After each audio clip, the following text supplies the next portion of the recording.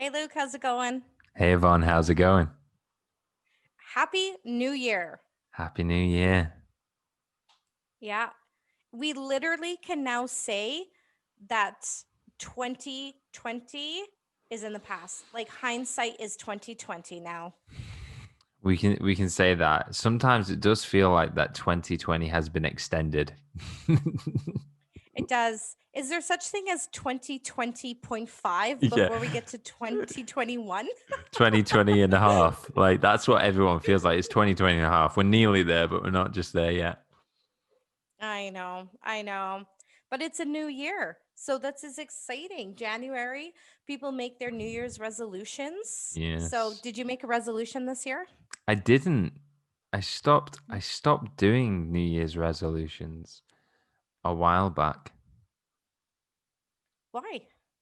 Uh, I, d- I think one because I would quit, and two because I think I was just focusing on like little things rather than actually like I started thinking about who I wanted to be this year.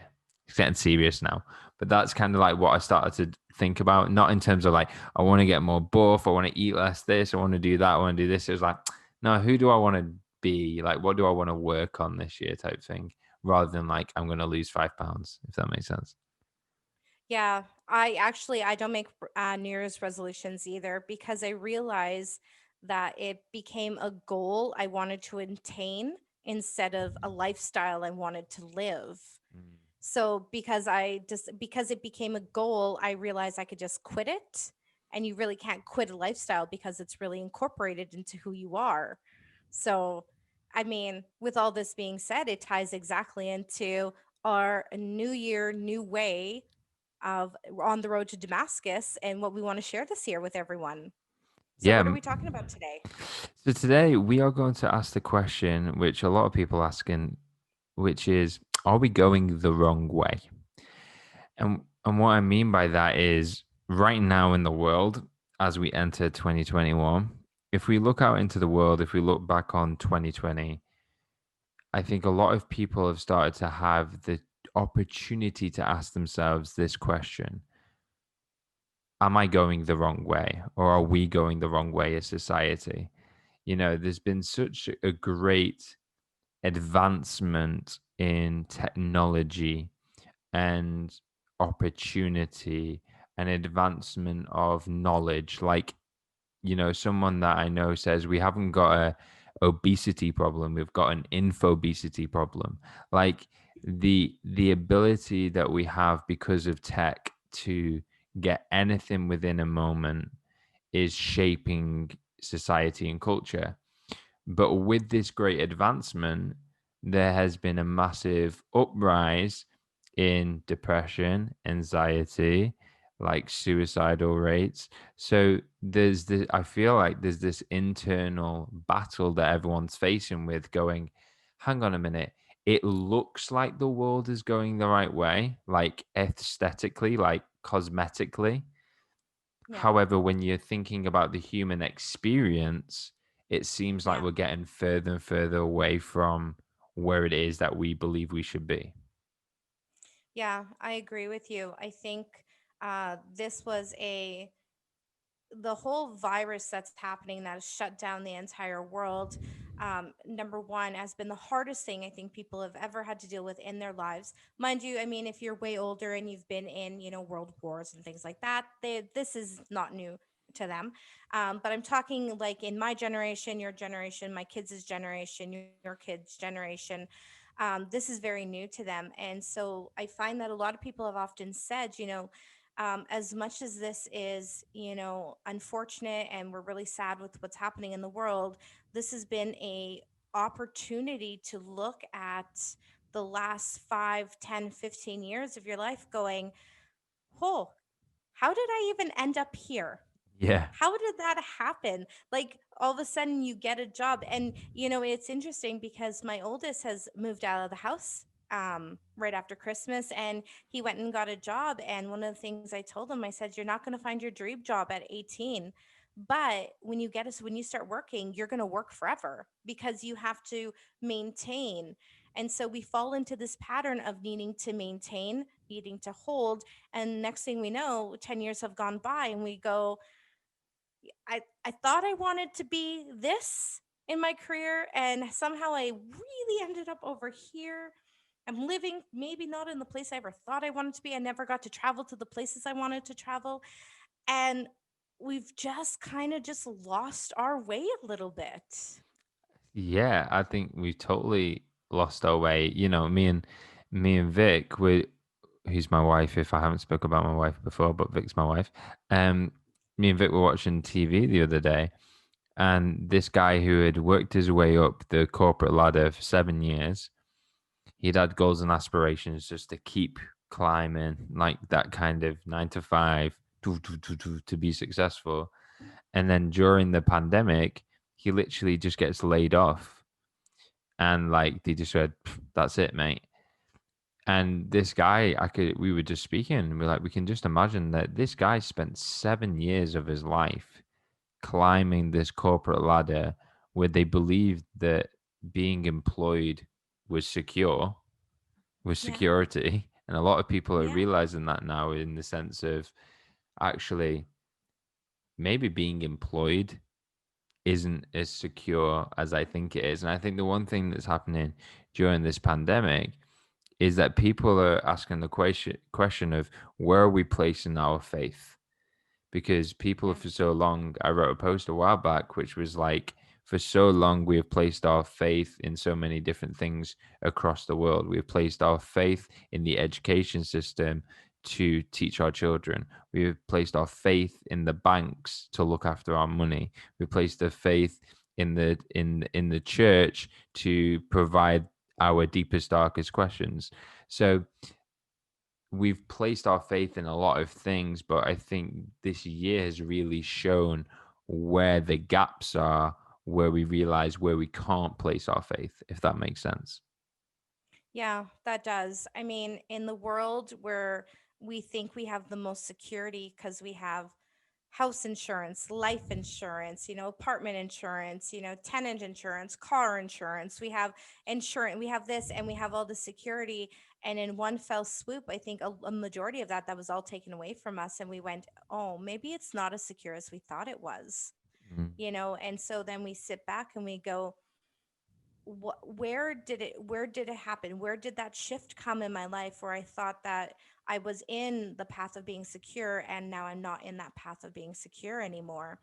And when we place our faith in the security and instead of actually in God, we tend to wait for that other shoe to drop Yeah. because we know that there's a moment where it's going to come.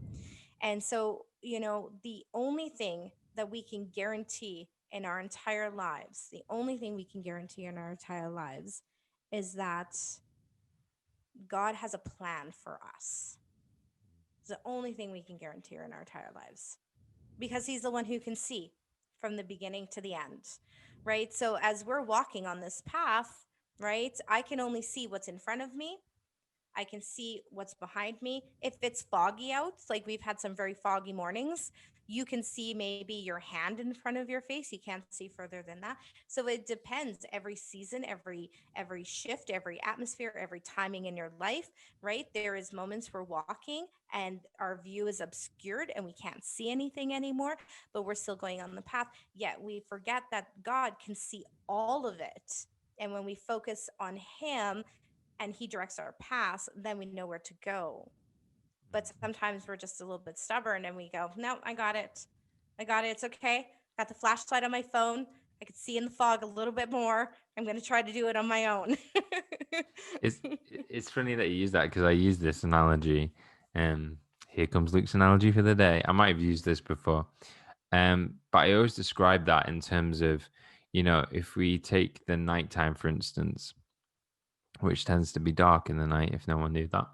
And you get in your car, and you there's a destination in mind. I Yeah. find it incredible that you cannot see that destination. Even though it's there, you're gonna get there. Yeah. You can't see it Yeah. while you're in the car, but Yeah. all that you can see is as much as the lights of the car show you. So so what I find really interesting is that you can only see more as you first go to the place where you see. So in the car, you can only start driving, and the more that you drive, the more that you see. You can't drive the whole way thinking you're going to see the whole journey. All you've got to do is drive to the place where you initially see in front of you. And when I think about God, is that yes, you're 100% right. Like God's got a destination, God's got a plan for your life. Like he sees all the obstacles that are going to come up. He knows where all the roadblocks are. He knows that the person that's going to wave you down for a lift, like he can see the whole thing, Yeah. and he's using the big picture to get you to where he wants you to go. But I believe that there's moments in time, we call them intuition, we call them light bulb moments, we call them revelations. There's many Yeah. words to explain these things, of when the divine speaks to your most innermost being, when God speaks to you and you go, huh, I meant to do that. I feel Yeah. like I'm going to do that, or yeah, I'm going to do this. And it's like God just goes, and now go. And then you Yeah. get to that place again where you're blind until the haha moments, the revelation moments, the things happen again. Yeah. I mean, there's some fantastic stories in the Bible that talk about that. Abraham being one of them, God sat and dreamed with him and gave him the great big vision of what his life is going to be, and then told him to wait. And so then he had to wait, and he tried to do it on his own, and that didn't work out for him, but then he had to wait. And then after everything, he was said, and God said to him, pack up and go. But there was no direction. It was just go, right? There no destination, no end, right? And so sometimes we get the vision and we get the ending of what it's going to look like. And the reason I think we get that is so that we carry the hope, when we're on our path with us. We carry the hope on that. And I always think about, okay, so my family is a huge Lord of the Rings fan. Okay, we love Lord of the Rings. We binge watch like all the movies in one day sometimes. And yes, it is hours and hours of movies. But my favorite is when they get this when Frodo gets this light, right? He carries this light that so when he goes into dark places, he has this light, and it's to remember, right, that there's hope. And so I always think about that, right? Like when we go on our journey of life, when we start off, right, we're given hope because we can see a little bit of the end. Why are we given hope? Because we've been told in the beginning that there is a plan for us. We were predestined. We were born for purpose to be purpose. And so if we were born to be purpose, that means there's a purpose for our lives. So if we see the end and we have that, that means that it doesn't mean that we're going to get there as quick as we can. I mean, we sometimes forget that. That doesn't mean if I get there in 5 years, I get to live the rest of my life, happily ever after. I don't have to do a single thing anymore.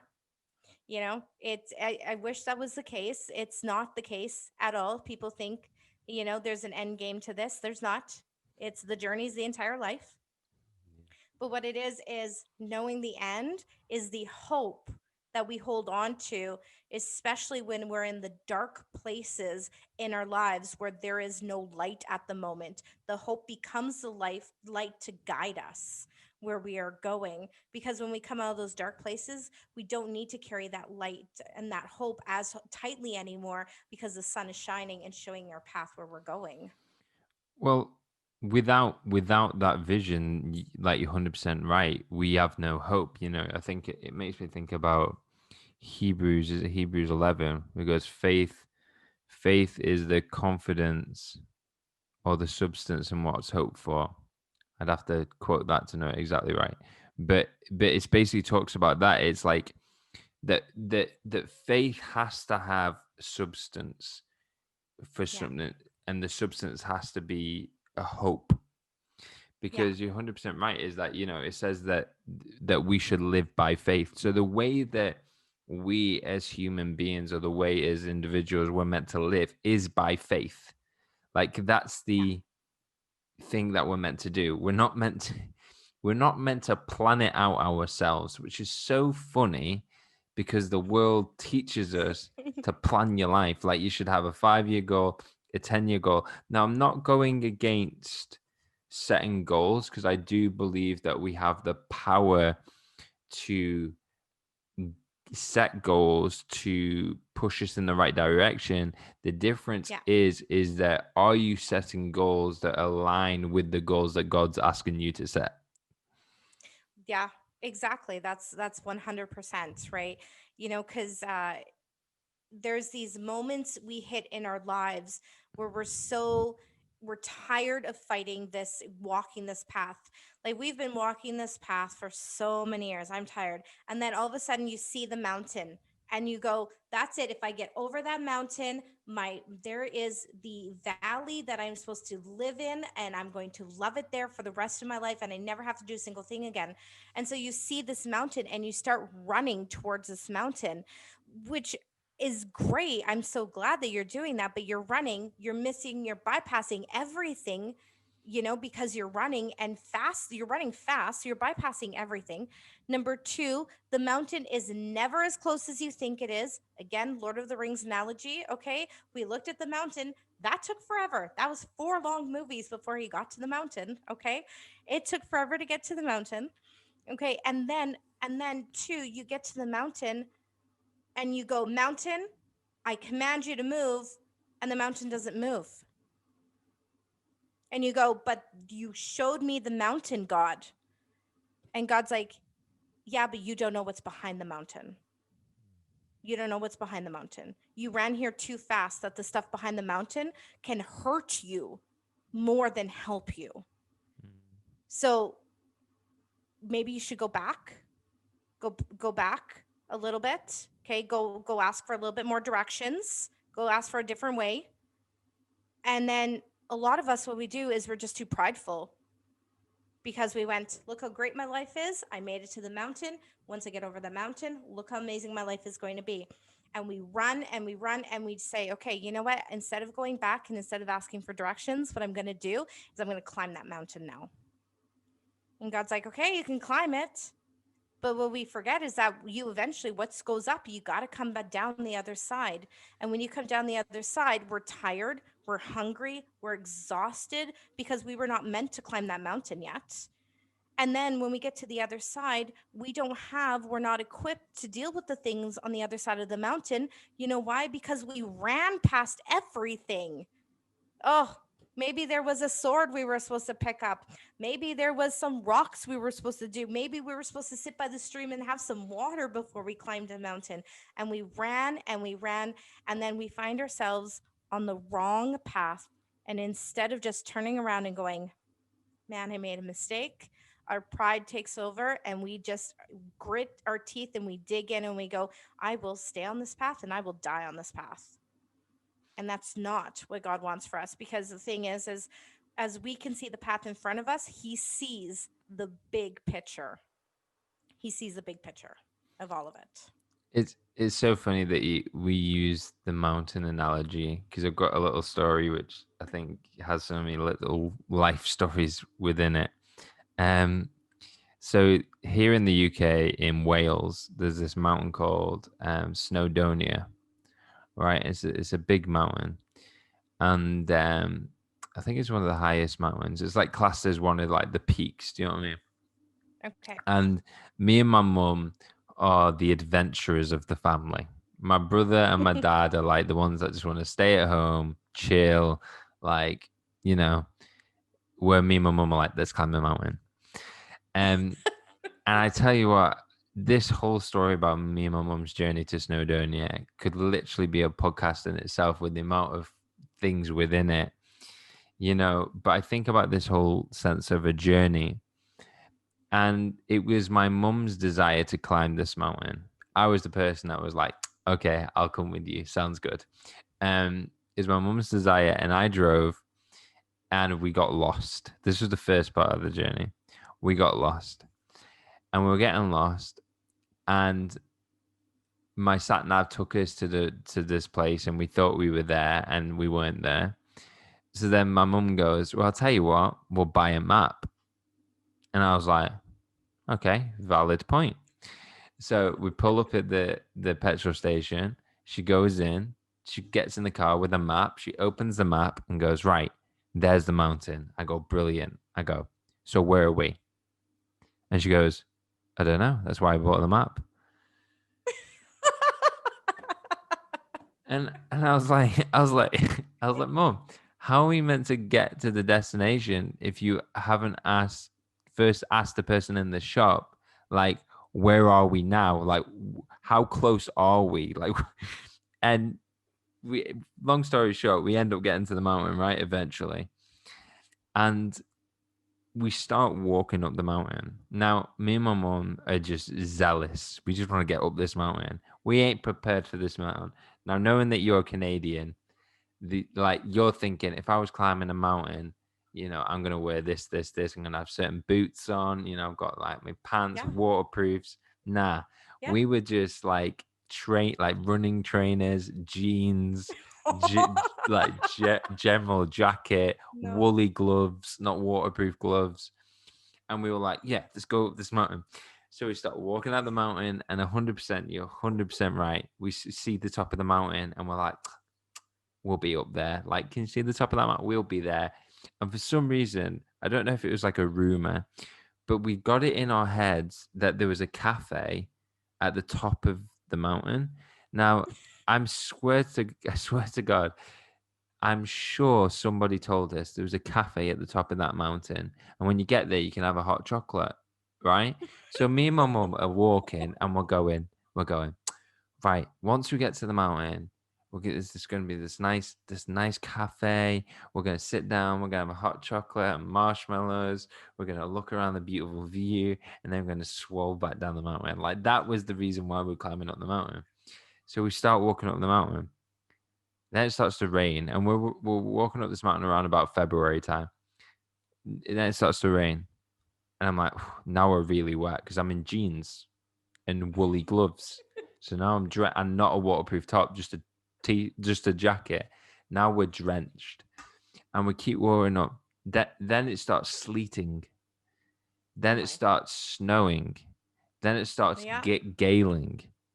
So Yeah. here's the words of wisdom that come to me. I'm sure God told me this, like Holy Spirit just poof, and said, "Turn around." That's what I heard. Turn around. It's not safe to go up this mountain. Turn around. That's what I thought I heard. And I say to my mum, "Mum, I think we should turn around." So as you're talking about, realizing just to stop, we're not prepared for this. We were not prepared. Like, let's turn around. And my mum goes, "Okay, are you sure you want to turn around though?" And she goes, "Are we really gonna come all this way to turn around when the mountain is just there?" And I was like, "Mum, I'm telling you, this is dangerous." So this man comes out of the fog. True story. This man comes out of the fog with his two kids, and he goes, and my mum goes, "Have you been to the top?" He went, "Yeah, yeah, yeah." He goes, "It's bad though. It's getting really dangerous up there. If I'm being honest with you." So I'm looking at my mum like, "See, mum, we should turn around." And then the guy goes and says, he goes, "But know when you just accomplish something with your children that you'll never forget." It was one of them moments. And I just saw it on my mum's face going, "We're going to accomplish this mountain." And everything within me is going, "We're not prepared for this mountain. Let's not do it." But anyway, we go up the mountain. Long story short, the weather gets worse and worse and worse. We're struggling to get up this mountain. Now it's Yeah. torrential sleet, snow, gales. Like, there's people crying on the mountain. Like, this is a full on. And I'm going, "Mum, we need to turn around." And my mum's like, "We'll just keep going." And then she goes, "We'll keep going. We'll sit in the coffee shop, and we'll take the train back down." Because there's like a What? train that used to take people to the top of the mountain. That was an option that you could have, or you could walk it. So we're like, hot chocolate, we'll take the train back down, or we'll be okay. Anyway, so we keep going, we keep going. We get to the top of the mountain, to the summit. We've made it. No cafe. Cafe doesn't exist. The train closed down because of the weather. So you had just You have to walk all the way back down. all these people on the mountain freezing.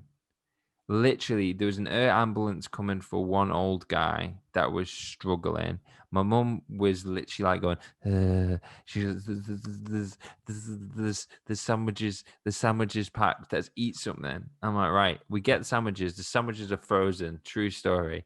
So I'm going, oh my gosh. And this guy just comes to us who looks like a little bit more of an experienced runner, like he's wearing the gear. And he goes, you need to run down this mountain. Because if you don't run down this mountain, you're going to seize up, you're going to freeze. So that was it then. Mum started having a panic. So my mum turns to me and she starts giving me the final speech. The whole, I'm sorry. I'm so sorry that I brought up this mountain. Like, I just wanted it to be nice. Like, it's like my mum was saying goodbye, like she killed us. And I was like, Mum, we just need to run down this mountain. Anyway, so we start running down the mountain, like jogging down the mountain for 4 hours straight. Mum's falling over, I'm falling over. We can't feel anything. I'm driving. We get her back to the car, and my mum is freezing. We got a stripper.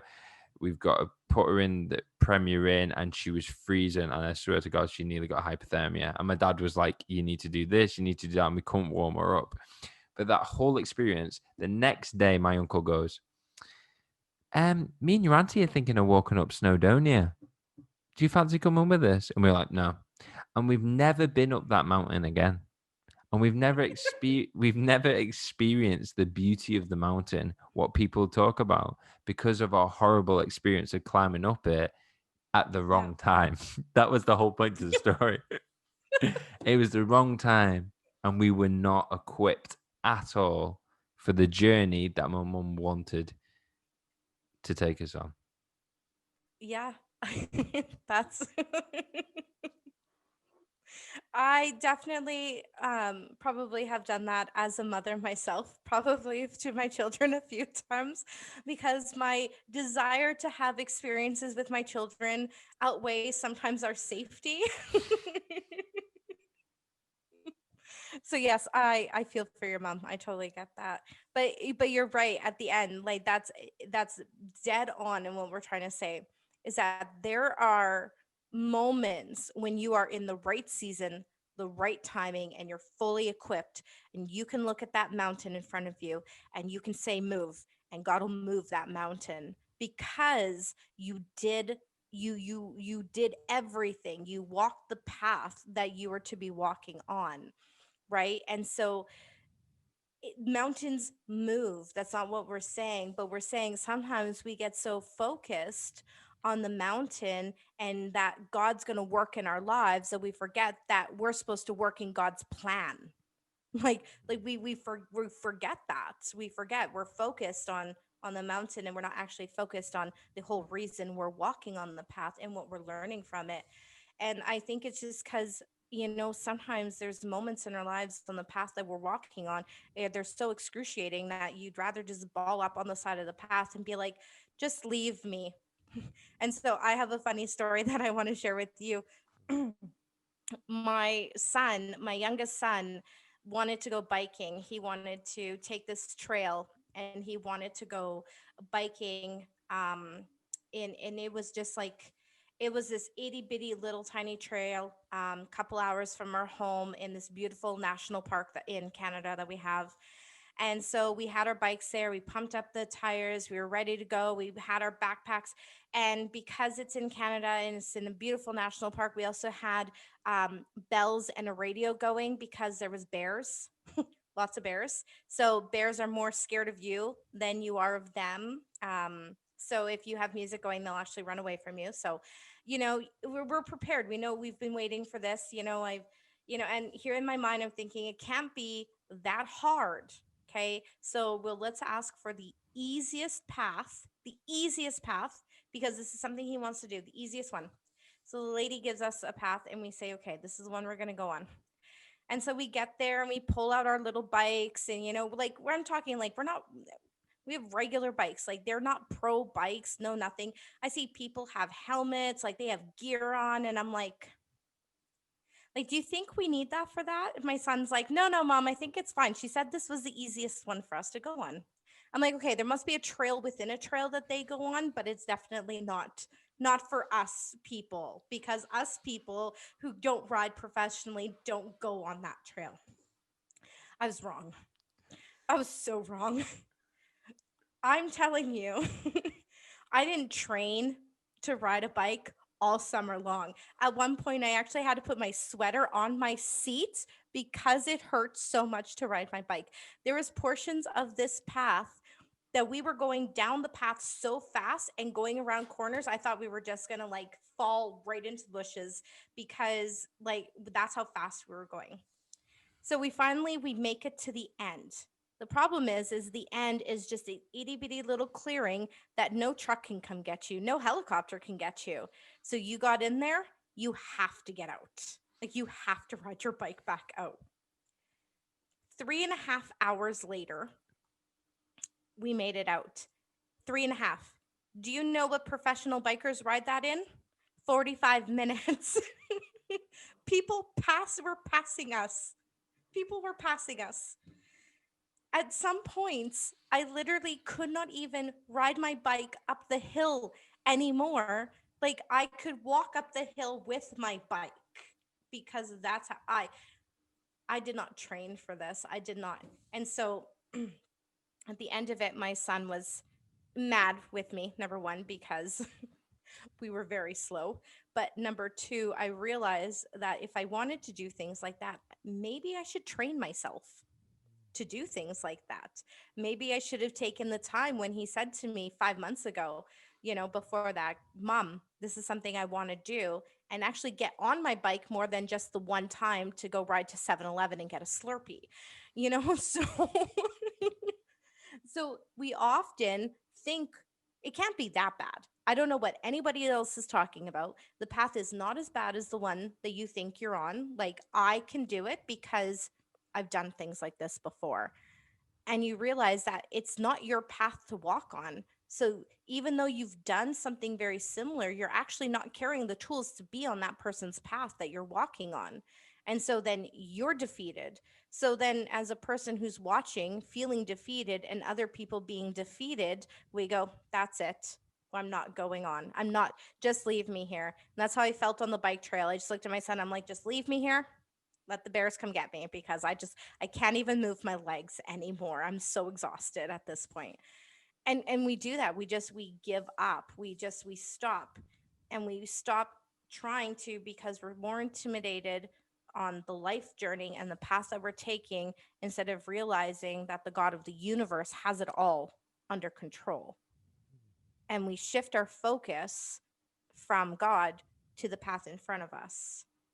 And when we shift our focus back to God, and we shift our focus from not the path actually becomes so little, so tiny, right? Because our focus is solely on God, that we all of a sudden start moving in sync with Him. We start moving where the terrain gets hard, but I know exactly where I need to step, right? It gets windy. I know exactly how to move my head so I don't get hit with it. When we're going uphill, I know where to walk. When we're going down, I know how to do it. Why? Because we have put ourselves and we positioned ourselves to be able to do that by following Him so closely and so in alignment that nothing else matter. I know where He steps, I step. Yeah. And I think it's really interesting that you say that, because I was just thinking as you're saying it, it's like, and that only comes from experience. Like Yeah. that only comes from having an experience of learning, like what you said, when to turn your head, what God sounds like all the things that we're saying, even throughout all these podcasts, all these experiences that we're sharing with you all, it's all because we've had an individual experience. And the part of being able to say, go and climb that mountain, or go and ride that path, or like a lot of us have the desire to go and pursue something, or we see something because it's a God-given desire. Like there are so many Yeah. people in the world who do not know God personally, or when I say do not know God, I mean like do not know him as an individual, do not know his ways, do not understand Yeah. how he works, his perspective, all of these things.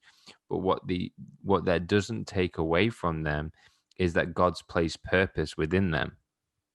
Yeah. So purpose, within purpose is potential.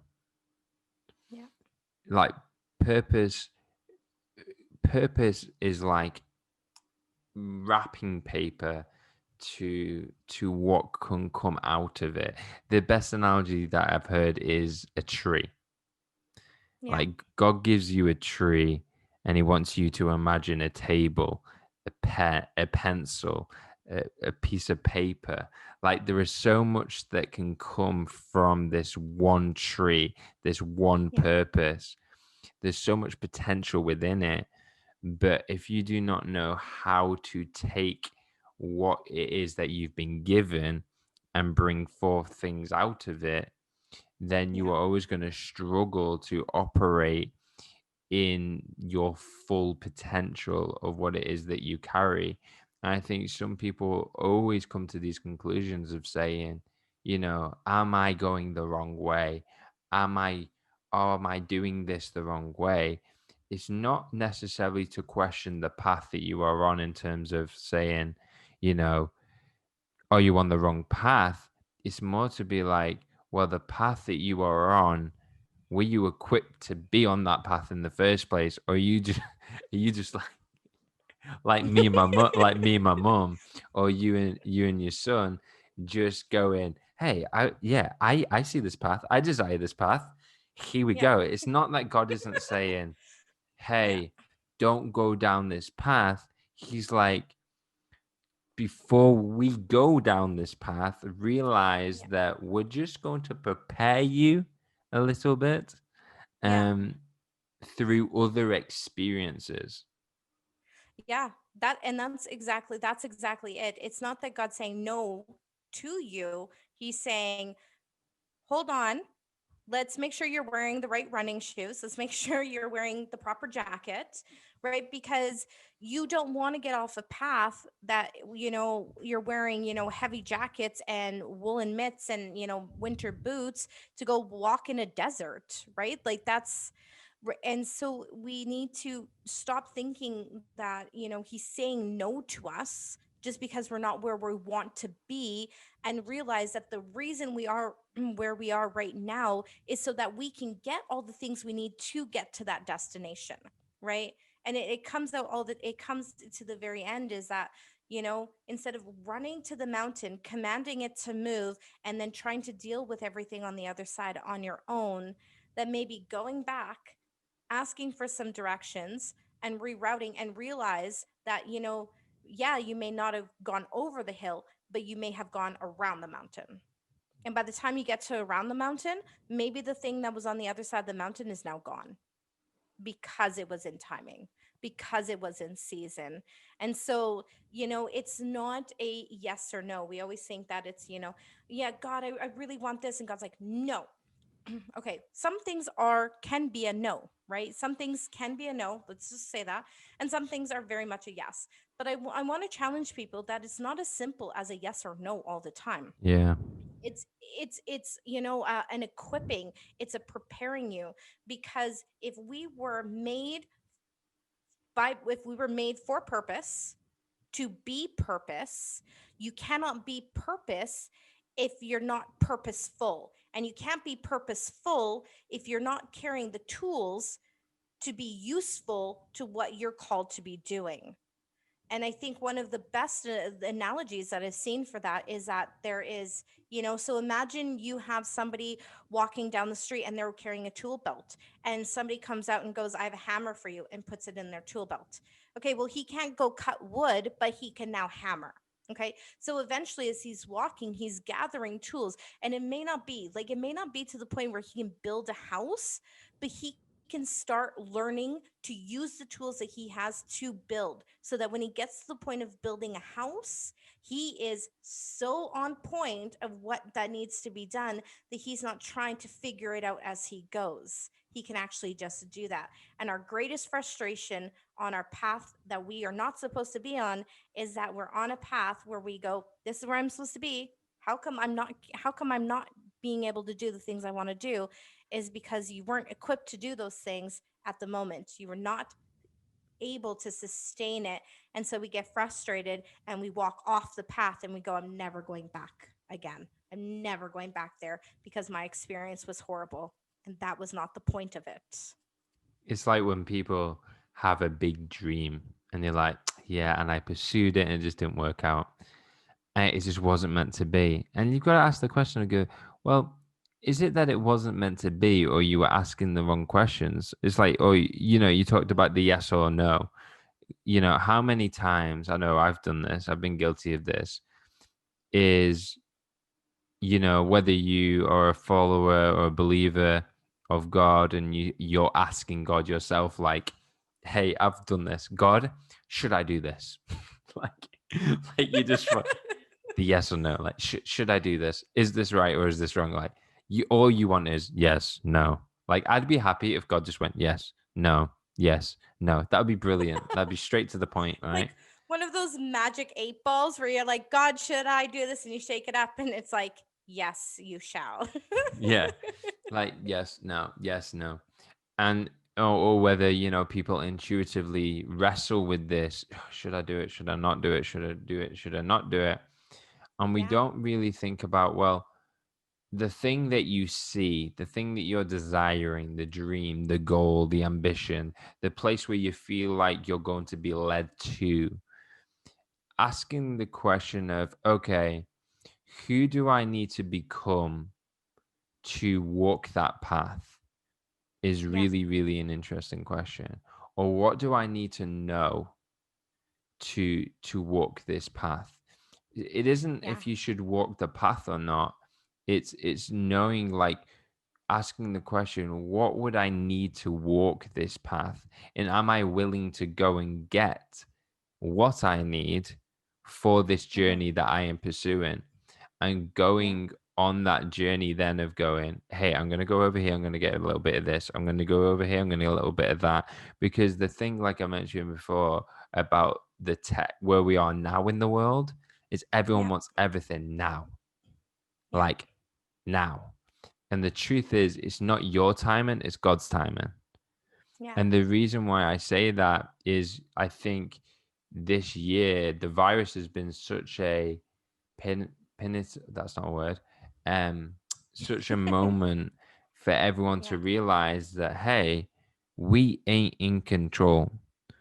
You've Yeah. got to realize to the point that there are two types of control. We talk about free will and stuff like that. Like, for instance, this is a great analogy to understand, are you really in control, are you not in control? Is, as a father of a young toddler, I am in control, right? I am Yeah. in control of what he does, but I do give him free will to go and learn and to go and explore and to go and try and go and do. So Yeah. it so I am giving him the control to go and find and do and explore. And it's not like, for instance, when my toddler wants to go and do something, it's not that he can't, it's not that it's like, you shouldn't do that. It's like, well, okay, you want to go and do that, you're gonna have to do this first, buddy. You know, Yeah. you want to ride, that bike. How about I buy you some stabilizers first? Yeah. And you ride Yeah. them stabilizers. But I want to ride the bike. Yes, but ride them with stabilizers. Then you can ride your bike, and then we can do it. I'm not saying, it's not that I don't want you to ride the bike. What I don't Yeah. want you to do is fall with the belief that you'll never ride the bike. Yes, thank you. That's perfect. That's a perfect analogy. Thank you.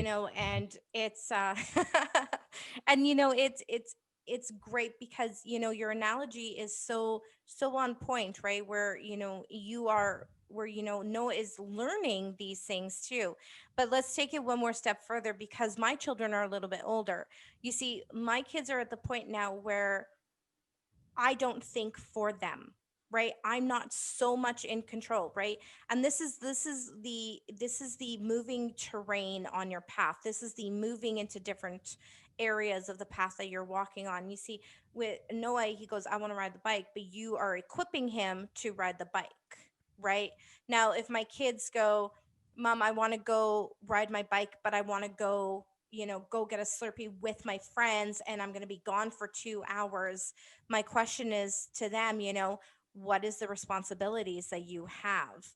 And it's so different for each, in each season of our life that we are in, because it always starts off with, okay, go explore. It's a more of a yes or no. Yes, you can do this. No, you can't do this. And then it turns into, what do you think? What do you think you should do?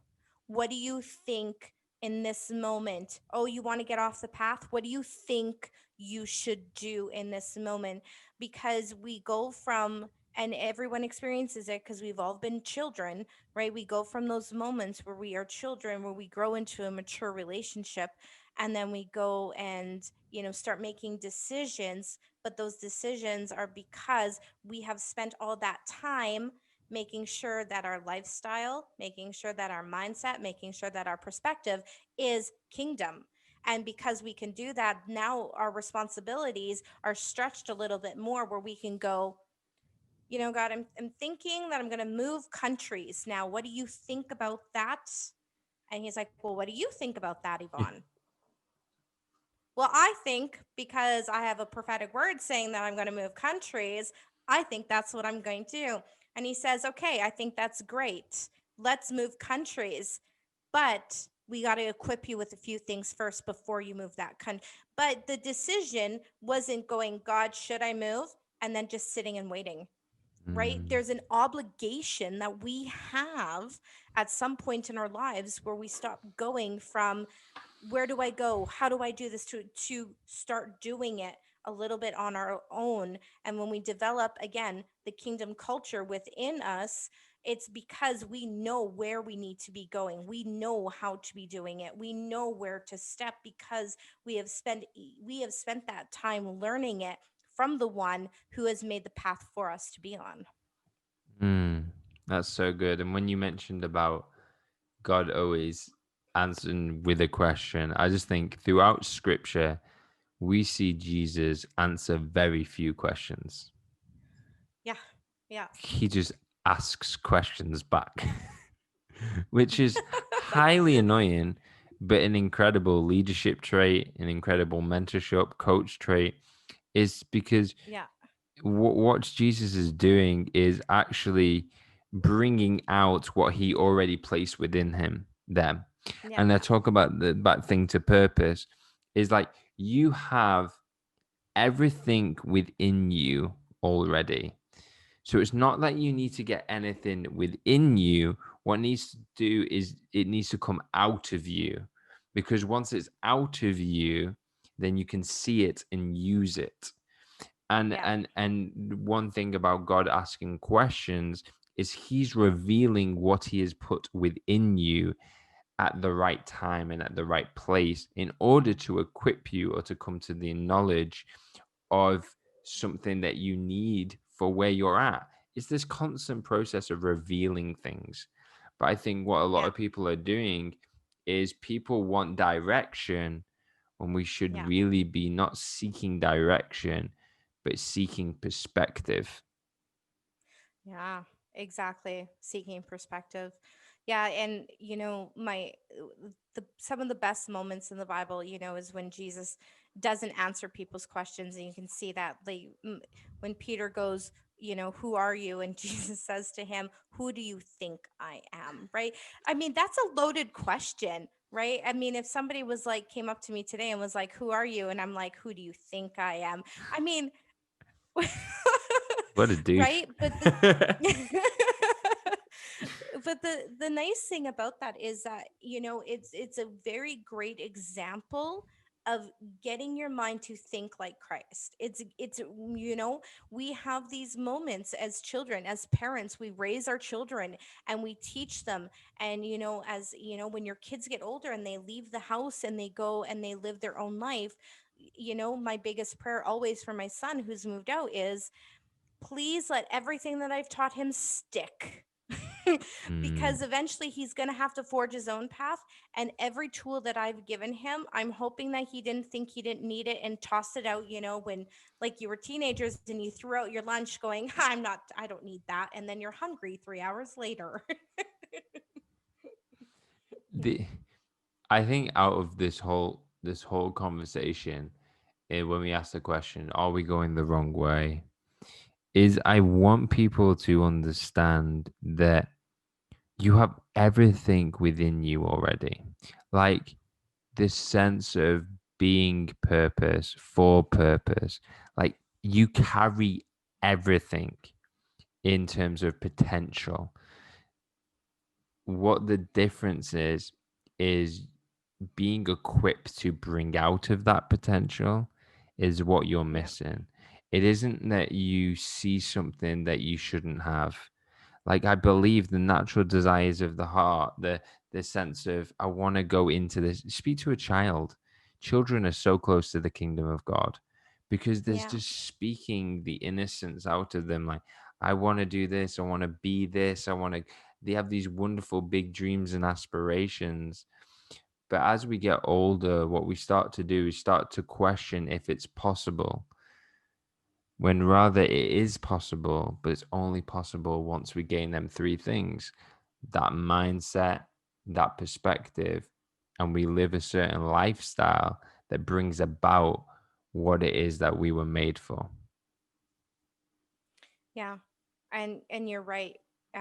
When kids are younger, I know my kids often said, the things they wanted to be. And it wasn't until my son, when he graduated, that I started looking at my life going, when did I stop dreaming? When did I stop realizing that there was something inside of me that has been God has been calling out of me?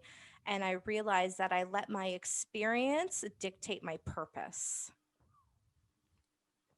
And when I did that, what I did is I actually put my purpose in a box and I said, you can't come out until my experience says you can come out. And unfortunately, experience is not it doesn't work that way. Experience is only something that you encounter because of who you are, the character, your personality. Things happen in people's lives that maybe should have happened or should not have happened. It's not because of them, it's just because that is the experience in their life. And we have these experiences in our life that shut down parts of us, and we go, we're never going to do that because our experience said it felt like that, because our experience said it'll be like that, and we refuse to take it out. And when we talked about the mountain and turning around on the mountain, there's something I want to make very clear to people who are listening to this and going, man, I realize I'm actually going the wrong way. How do I go a different way? Going back, you're not going back to the beginning. You're never going back. You're never starting your life over again. You're actually just going to a point of reference in your life. And the fact that you turn around never sounds like God's angry with you. And it never sounds like there should be shame. And it never sounds like that at all. What it sounds like is God's going, okay, that way didn't work. So let's try another way. Are we ready to go? And it's always in love, and it's always the concern for you. And it's never, you never should have gone that way. How dare you? That is never, that doesn't sound like kingdom. That doesn't sound like kingdom. What it sounds like is at the end of the long bike ride with my son, and I looked at him and I said, we're going to do that again next year, but this time I'm going to train. Mm, That's what it sounds like. 100%. So, thinking about the future for a second as we wrap up, what is coming this month for the Damascus Experience podcast, or On the Road to Damascus podcast? Oh, we have so much things. We have been building, Luke and I have been building Damascus Experience over the Christmas break. We have been in this position of following God and watching the path that He's been taking us on. And we are starting off with four key questions, three quick key questions with one big question at the end. And our next question for our next podcast next week is, um, what path am I on? So if you realize, hey, I'm actually on the wrong path, how do I get on the right path? We're going to talk about that next week. Why is that important? Because next week, the week after that, we're going to talk about where I am. Where are you? And it's so important because there's moments and times and seasons in our lives where there's certain terrain that you should be on and certain terrain you shouldn't. And we covered that this podcast. And then we're going to wrap that all up with, are you ready for an experience? And we want to invite you to come with us on a journey that we are taking where we're going to learn about a kingdom lifestyle, a kingdom mindset, and a kingdom perspective so that we can develop kingdom culture in and around us on earth as it is in heaven.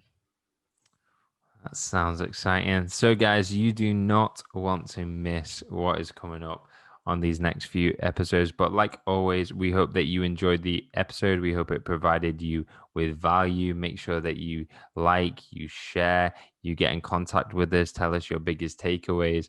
And out of everything, just remember that what Yvonne said before, that you are purpose, was made to purpose, made for purpose. And continue to really dream big.